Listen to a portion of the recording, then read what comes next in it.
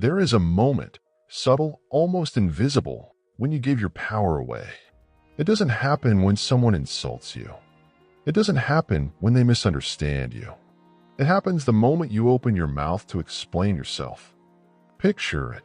A comment slips through the air at a dinner table. A sideways remark in a meeting. A partner twists your words just enough to make you doubt yourself. Your body reacts before your mind does. Your chest tightens. Your breath shortens.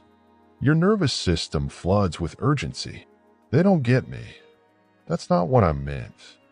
I need to fix this now. And so you explain. You justify. You clarify. You provide context. And in that exact moment, you hand them the keys to your inner world. Because the truth most people never learn is this.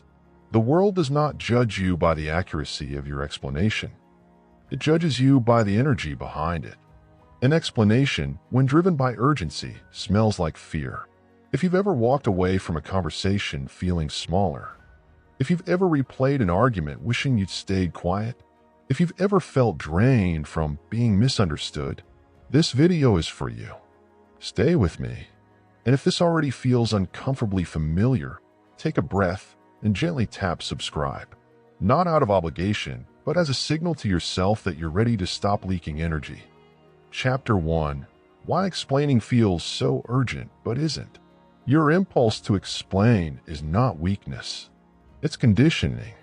From a Jungian perspective, this impulse lives in the inner child, the part of you that learned early on that safety depended on being understood. Think back. As a child, when an authority figure accused you, what saved you? Explanation. I didn't mean it. It was an accident. That's not what happened. You learned something powerful and dangerous at the same time. Judgment comes from outside. Safety comes from convincing the judge. But here's the problem. You grew up. Your nervous system didn't. So now unconsciously, you assign authority to anyone who questions you. A boss, partner, a stranger online, even someone acting in bad faith. When you explain yourself, you're not clarifying facts. You're saying, you get to decide if I'm okay. And the psyche pays attention to that.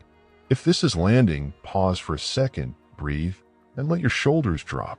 This channel exists to help you reparent yourself, not perform for approval. Chapter 2. The hidden power dynamic you've never seen. Every interaction has an invisible structure. In conflict, it often looks like this. One person becomes the judge, the other becomes the defendant. The judge questions. The defendant answers. Why did you do that? What were you thinking? Who do you think you are? Whoever is answering is losing ground. Not because they're wrong, but because they've accepted the frame. Machiavelli understood this, but Jung went deeper. Jung would say, the need to defend is the ego's fear of disintegration. When someone attacks your image, the ego panics. So it scrambles to repair. But here's the paradox. The more you defend your identity, the more fragile it appears. A person who knows who they are does not argue with distortions. They observe them. If you're finding this unsettling, that's a good sign. It means a deeper layer of awareness is waking up. Chapter 3. Silence, not absence, but presence. Now imagine this. Someone says, you're being incredibly selfish. Old pattern. No, I'm not. I did this and that and new pattern. You pause. You hold eye contact. You say nothing. 3 seconds. 4, 5. That silence is not passive. It is psychological gravity. The human nervous system hates unresolved tension. Silence breaks the expected script. What happens next is fascinating. They begin to talk. They soften. They backtrack. They explain themselves. Why? Because your silence refused the role of defendant. You didn't resist. You didn't comply. You didn't collapse. You became neutral, and neutrality is power. This isn't coldness. This is emotional sovereignty. If you're absorbing this, quietly like the video, it helps the message reach others who are stuck over-explaining themselves into exhaustion. Chapter 4. The shadow behind your need to defend. Let's go deeper. Why does certain criticism hurt more than others? If I told you, you have blue skin, you'd laugh. No defense, no reaction. But if I say, you're irresponsible, you're selfish, you're not enough, and you rush to explain, that's shadow material. Jung taught that what triggers us reveals what we haven't integrated. Defense is often an unconscious confession. I fear this might be true. True power doesn't come from disproving accusations. It comes from owning your complexity. Yes, you are capable of selfishness. Yes, you can make mistakes. Yes, you can disappoint people. When you accept this internally, attacks lose their grip.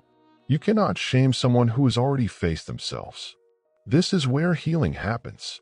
Not in perfect behavior, but in radical self-acceptance.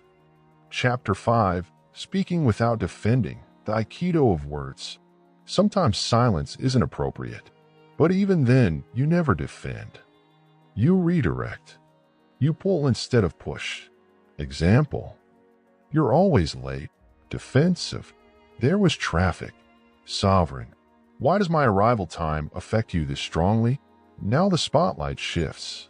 Not aggressively, not accusingly, curiously. This move does something profound.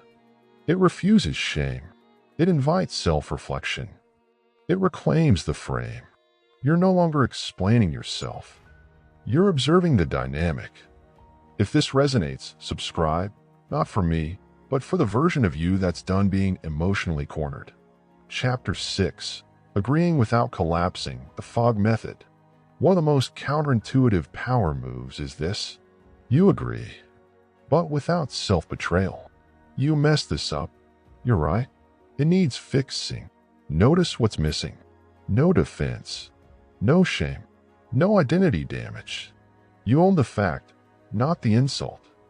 This signals inner security. Insecure people fight to protect an image. Secure people correct behavior and move on. This alone can end manipulative cycles. Chapter 7. This is not a technique, it's a state. None of this works if it's performative. Words are only 20%.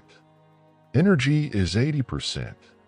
If your body is tense, if your voice shakes, if your eyes beg for approval, the frame collapses. The real work is internal. Shadow integration, self-trust, nervous system regulation. This is not about domination. It's about non-attachment. Other people's perceptions are not your responsibility. Their emotions are not your burden. This is spiritual maturity. Chapter 8. The 7-day No Defense Initiation. For the next 7 days, do not explain. If you're late, I'm late. If you're misunderstood, let it stand. If someone projects, return it gently. Feel the discomfort. Let it burn. Watch what survives. What survives is you. More grounded, more mysterious, more respected. This is how sovereignty feels. Finally, you are not here to be understood by everyone. You are here to be aligned with yourself. When you stop explaining, you stop performing. When you stop performing, you reclaim your energy. When you reclaim your energy, you become untouchable. If this message spoke to the quiet, tired part of you, the part done over giving clarity to people committed to misunderstanding, you know what to do. Welcome to the Mind Kit.